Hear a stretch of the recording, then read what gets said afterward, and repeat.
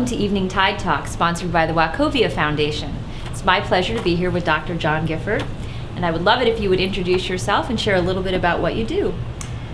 I teach and I do research at the Rosenstiel School of Marine and Atmospheric Science, University of Miami. It's the Oceanographic School of the University of Miami. And my specialty is, research specialty is prehistoric underwater archaeology.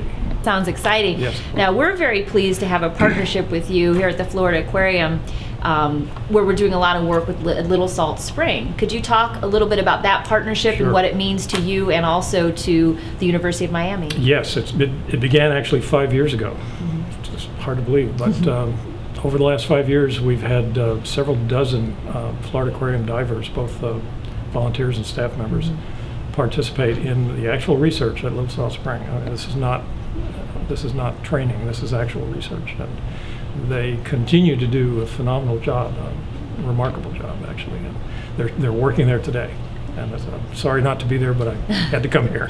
Sure, I understand. Right. And where exactly is Little Salt Spring, and what is its significance archaeologically? Little Salt Spring is a sinkhole, and it's also a spring, and it's also an archaeological site. So it's three different things at once. And it's about 60 miles south of Tampa in Sarasota County.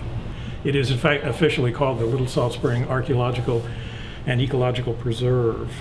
And it's 110 acres of land in which the spring sits in the middle. Fascinating.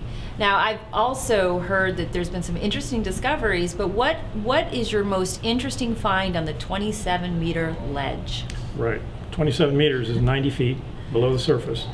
And there is a natural ledge at that depth, and that has been underwater for at least 12,000 years. So no people have done anything on that ledge for 12,000 years. We believe that there are some indications that people 12,000 years ago were hunting large extinct animals and butchering them on that ledge. And so with some assistance from National Geographic, we have been working there a little bit, and we hope to go back next July and continue working there. Truly remarkable archaeological deposits, very unique. Wow.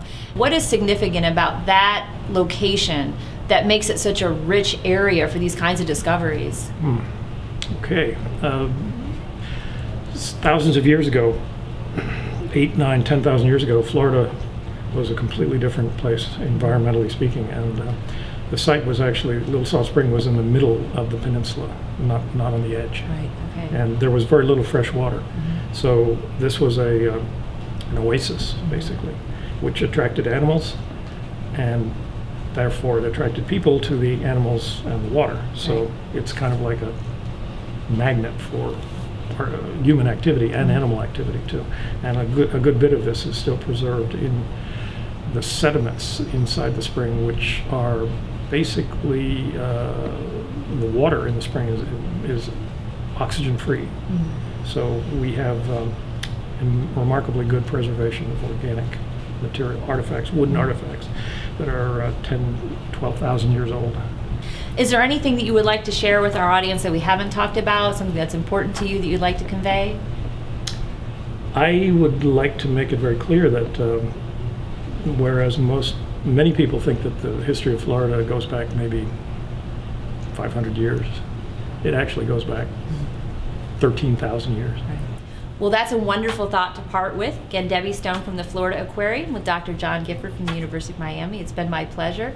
Thank you again to the Wachovia Foundation for sponsoring Evening Tide Talks.